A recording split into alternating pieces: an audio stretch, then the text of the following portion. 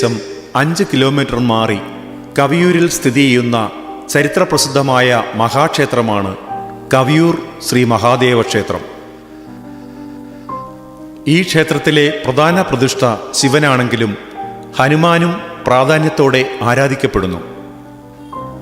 കവിയൂർ റോഡിൽ കവിയൂർ ജംഗ്ഷനിൽ നിന്ന് 200 മീറ്റർ പടിഞ്ഞാറ് മാറി കുന്നിൻ മുകളിൽ സ്ഥിതി ചെയ്യുന്ന ക്ഷേത്രമാണിത്. 21 വീതിയുള്ള പടികൾ ഗംഭീരമായ കിഴക്കൻ ഗോപുരത്തിലേക്ക് നയിക്കുന്നു. പ്രധാന കവാടം നീളമുള്ള ആനക്കൊട്ടിലേക്കാണ് നയിക്കുന്നത്.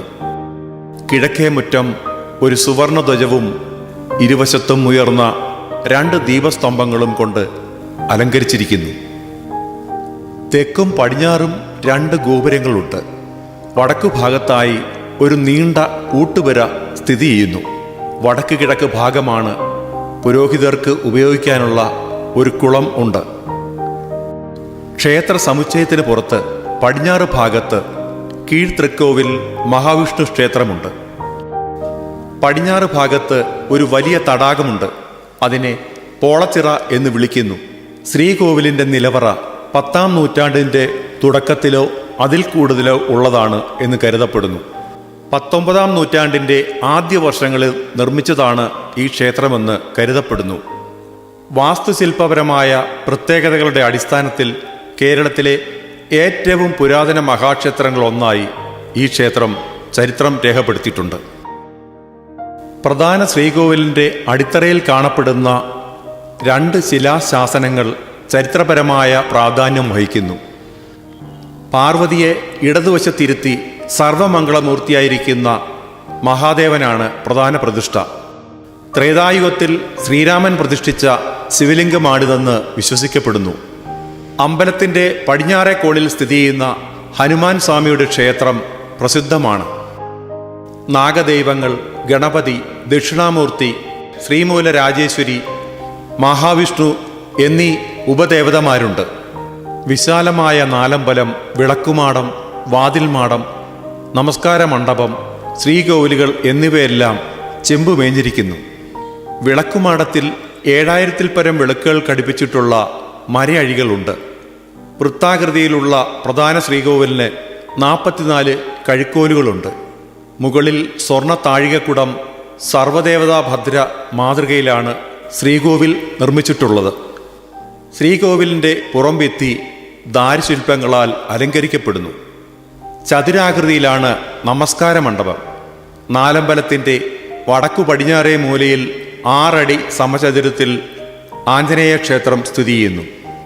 മതിൽക്കെട്ടിന് വെളിയിൽ പടിഞ്ഞാറ് വശത്ത് താഴെയായി കീഴ്തൃക്കോവിൽ മഹാവിഷ്ണു ക്ഷേത്രം സ്ഥിതി ചെയ്യുന്നു. രാമേശ്വരം ക്ഷേത്രത്തിൻ്റെ ഉത്ഭവകഥയുമായി സാദൃശ്യമുള്ള ഒരു കഥയാണ് കവിയൂർ ക്ഷേത്രത്തിനും. ഈ ക്ഷേത്രത്തെയും ഈ ക്ഷേത്രത്തിൻ്റെ ആചാരങ്ങളും ഐതിഹ്യത്തെക്കുറിച്ചും താങ്കൾക്ക് എന്താണ് മനസ്സിലാക്കിയിട്ടുള്ളത്? ഇത് വളരെ പഴക്കം ചെന്നൊരു ക്ഷേത്രമാണ്. ഇവിടെ പ്രധാനമായിട്ടും ഇത് ഒരു ശിവക്ഷേത്രമാണ്. പക്ഷേ ഹനുമാൻ സ്വാമി ക്ഷേത്രമായിട്ടാണ് ഇവിടെ പ്രസിദ്ധി ആർജിച്ചിരിക്കുന്നത്. പ്രധാനമായിട്ടും ഇവിടുത്തെ പ്രതിഷ്ഠ എന്ന് പറയുന്നത് 5 ദേവന്മാരെയാണ് ഇവിടെ ആരാധിക്കുന്നത്. മഹാദേവൻ, ഗണപതി, ശ്രീമൂലരാജേശ്വരി, ഹനുമാൻ സ്വാമി, മഹാവിഷ്ണു. ഇവിടെ ശിവന്റെ പ്രതിഷ്ഠ നടത്തിയിരിക്കുന്നത് ശ്രീരാമസ്വാമിയാണ് എന്നുള്ളതാണ് സങ്കല്പം. സീതാന്വേഷണ കാലത്ത് സീതയെ അന്വേഷിച്ച് ഉള്ള ആ യാത്രക്കിടയിൽ ഈ സ്ഥലത്ത് എത്തുകയും ഇവിടുത്തെ മഹാവിഷ്ണു ക്ഷേത്രം, മഹാവിഷ്ണുവിൻ്റെ സാന്നിധ്യം കണ്ട ഭഗവാൻ, ഇവിടെ ശിവഭക്തനായ ഭഗവാൻ ശ്രീരാമസ്വാമി ശ്രീരാമനെ പ്രതിഷ്ഠിക്കണം എന്ന് ആഗ്രഹിക്കുകയും ചെയ്തുകൊണ്ട് ഇവിടെ നടത്തിയ ആദ്യത്തെ പ്രതിഷ്ഠയാണ് ഇവിടുത്തെ ശിവഭഗവാൻ. രാവണവധം കഴിഞ്ഞ് സീതാലക്ഷ്മണന്മാരും വാനര രാക്ഷസ പടകളോടൊപ്പം അയോധ്യയിലേക്ക് മടങ്ങും വഴി ശ്രീരാമൻ പ്രതിഷ്ഠിച്ചതാണ് ഇവിടുത്തെ ശിവലിംഗം എന്നാണ് ഐതിഹ്യം. അശോക വിമാനത്തിലിരുന്ന് താഴെയുള്ള പ്രദേശത്തിൻ്റെ മനോഹാരിതയിൽ മുഴുകിയ സീതയുടെ ആഗ്രഹപ്രകാരമാണ് പുഷ്പക വിമാനത്തിൽ പറക്കുന്ന ശ്രീരാമനും പരിവാരങ്ങളും കവിയൂരിൽ ഇറങ്ങിയതത്രേ. ശിവപ്രതിഷ്ഠയ്ക്ക് ഉത്തമ സ്ഥലമാണെന്ന് കണ്ട് ശ്രീരാമൻ ഉത്തമ ശിവലിംഗം കണ്ടെടുത്തു വരാൻ ഹനുമാനെ നിയോഗിച്ചു. ശുഭമുഹൂർത്തം എത്തിയിട്ടും ഹനുമാൻ മടങ്ങി വരാതിരുന്നതിനാൽ മണ്ണും ദർഭയും ചേർത്ത് ഒരു ശിവലിംഗം നിർമ്മിച്ച് ശ്രീരാമൻ പ്രതിഷ്ഠ നിർവഹിച്ചു. മടങ്ങിയെത്തിയ ഹനുമാൻ തൻ്റെ പ്രയത്നം വിഫലമായതിനാൽ ദുഃഖിതനായി എന്നും മനസ്സിലാക്കിയ ശ്രീരാമൻ താൻ പ്രതിഷ്ഠിച്ച ശിവലിംഗം മാറ്റി ഹനുമാൻ കൊണ്ടുവന്നത് പ്രതിഷ്ഠിച്ചു കൊള്ളുവാൻ പറഞ്ഞു. അതിശക്തനായ ഹനുമാന് പക്ഷേ ശ്രീരാമൻ പ്രതിഷ്ഠിച്ച ശിവലിംഗം ചലിപ്പിക്കാൻ പോലും കഴിഞ്ഞില്ല. ശ്രീരാമൻ പ്രതിഷ്ഠിച്ച ക്ഷേത്രത്തിൻ്റെ മഹത്വം മനസ്സിലാക്കി അദ്ദേഹത്തിൻ്റെ അനുമതിയോടെ ഹനുമാൻ ആ സന്നിധിയിൽ നിത്യവാസം ആരംഭിച്ചുവെന്നും അങ്ങനെ ആ ദേശത്തിന് കവിയൂര്, കവിയുടെ ഊര് എന്നു പേര് വന്നുവെന്നും കവിയൂര് ലോപിച്ച് കവിയൂരായും മാറിയെന്നുമാണ് ഐതിഹ്യം. ഈ കവിയൂര് എന്നുള്ള ഒരു പേര് വന്നത് കവിയുടെ ഊര്, അതിനാണ് കവിയൂര്. പിന്നെ ഈ അമ്പലം ഇരിക്കുന്നത് ഈ മൊത്തമുള്ള സ്ഥലത്തിനെക്കാട്ട് ഉയർന്നാണ് ഇരിക്കുന്നത്. കാരണം ഈ പ്രതിഷ്ഠ, ശിവന്റെ പ്രതിഷ്ഠ നടക്കുന്ന സമയത്ത് ആഞ്ജനേയ സ്വാമിയെയാണ് ഇപ്പോൾ ഒരു പ്രതിഷ്ഠയ്ക്ക് വിട്ടത്. അത് മലയെന്നോ അങ്ങനെ ഒരു സ്ഥലത്തു നിന്നാണ് പ്രതിഷ്ഠ കൊണ്ടുവന്നത്. അപ്പോൾ പ്രതിഷ്ഠ കൊണ്ടുവരാൻ താമസിച്ചപ്പോൾ അത് വേറെ പ്രതിഷ്ഠ ഇവിടെ നടത്തുകയും ആ ദേഷ്യത്തിൽ ആഞ്ജനേയ സ്വാമി ആ പ്രതിഷ്ഠിച്ചത് വാലെ ചുറ്റി പൊക്കിയെടുത്തു. അപ്പം ഇത്രയും ദേശം തന്നെ കിളന്നു എന്നുള്ളതാണ്. അപ്പം അതറിയാൻ സാധിക്കും. കാരണം ഈ പൊതുവിലുള്ള സ്ഥലങ്ങൾ മുഴുവൻ താണും ഈ ക്ഷേത്രം ഇരിക്കുന്ന അത്രയും സ്ഥലം മാത്രം കിളന്നതുമാണ്. അപ്പം അങ്ങനെ പ്രതിഷ്ഠിച്ചു. അപ്പം വാലെ കുത്തി പൊക്കിയെടുത്തപ്പോൾ അത് ഇളകത്തില്ലെന്ന് ബോധ്യപ്പെട്ടതുകൊണ്ട് ആ ശ്രമം ഉപേക്ഷിച്ചു. അദ്ദേഹം കൊണ്ടുവന്ന പ്രതിഷ്ഠ എടുത്ത് വലിച്ചെറിയുകയായിരുന്നു. എറിഞ്ഞ് അതിവിടെ അടുത്തൊരു സ്ഥലത്ത് ചെന്ന് വീഴുകയും അത് ഈ സ്ത്രീകൾ പുല്ലി എത്താൻ ചെന്നപ്പോൾ ഇത് കാണുകയും അവരെടുത്തുകൊണ്ട് വന്ന് 18-ാം പടിയുടെ മേളിൽ ഒരു ക്ഷേത്രം പോലുണ്ടാക്കി അവിടെ പ്രതിഷ്ഠിച്ചിരിക്കുകയാണ്. അവിടെ പൂജയും കാര്യം വരിയൊന്നുമില്ല, പ്രതിഷ്ഠ മാത്രമേ ഉള്ളൂ. അവിടെ ഒരു മഹാദേവ ക്ഷേത്രം എന്നാണ് ലേബൽ. അതെന്താണെന്ന് ചോദിച്ചാൽ ആഞ്ജനേയ സ്വാമി ഭഗവാന്റെ ആശ്രിതനായിട്ട് അദ്ദേഹത്തിൻ്റെ പുറയിലിരിക്കുന്നതേ ഉള്ളൂ.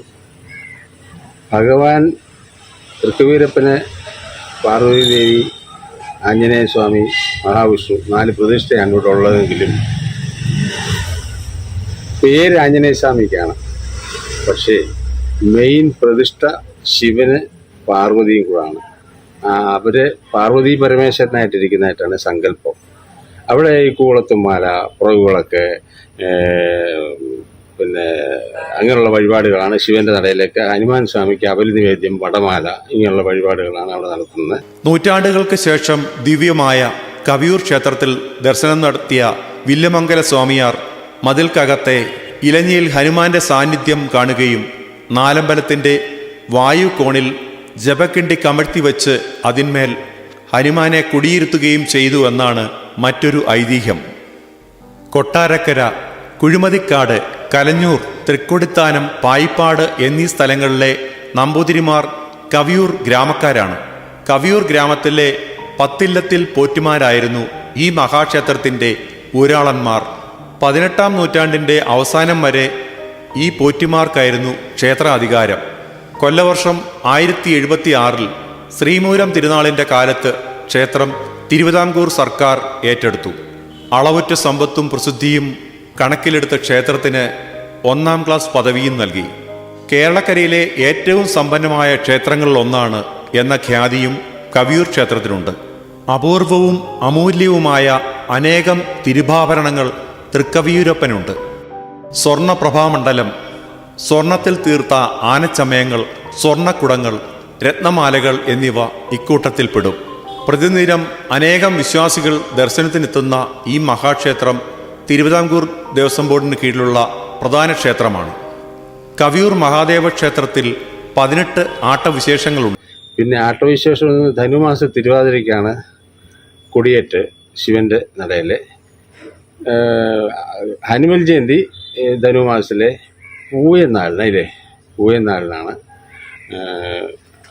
അങ്ങനെ ഉത്രട്ടാതിക്കാണ് ദേവിയുടെ നാള്. അതിനൊരു എഴുന്നള്ളത്തും കാര്യം വീഡിയൊക്കെ ഉണ്ട്. ഇങ്ങനെയാണ് ഇവിടുത്തെ ചടങ്ങുകൾ.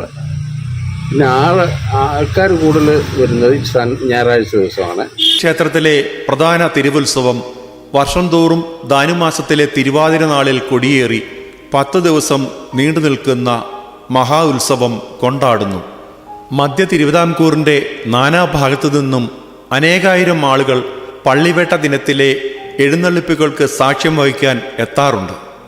തനി തങ്കത്തിൽ തീർത്ത നെറ്റിപ്പട്ടങ്ങളും ചട്ടങ്ങളുമാണ് അന്ന് എഴുന്നള്ളത്തിന് ഉപയോഗിക്കുക. 10-ാം ദിവസം മണിമലയാറ്റിലെ പാറപ്പുഴക്കടവിൽ ആറാട്ടോടെ ഉത്സവം സമാപിക്കും. ധനുമാസത്തിലെ മൂലം ദിനത്തിൽ ഹനുമത് ജയന്തി ആഘോഷിക്കപ്പെടുന്നു. 7 ദിവസത്തെ ചടങ്ങുകൾ ഇവിടെ നടത്താറുണ്ട്. ധാര, മുഴുക്കാപ്പ്, പായസം, അടിമകിടത്തൽ എന്നിവയാണ് ശിവക്ഷേത്രത്തിലെ പ്രധാന വഴിപാടുകൾ. ഹനുമാൻ സ്വാമിക്ക് അവൽ പന്തിരുനാഴിയും വടമാലയുമാണ് മുഖ്യ വഴിപാടുകൾ. കവിയൂർ മഹാദേവ ക്ഷേത്രവും അതിന് വടക്കു ഭാഗത്തായി സ്ഥിതി ചെയ്യുന്ന തൃക്കക്കൊടി ഗുഹാക്ഷേത്രവും കവിയൂർ എന്ന ഗ്രാമത്തെ ചരിത്രത്താളുകളിൽ അനുസ്മരിപ്പിക്കുന്നു.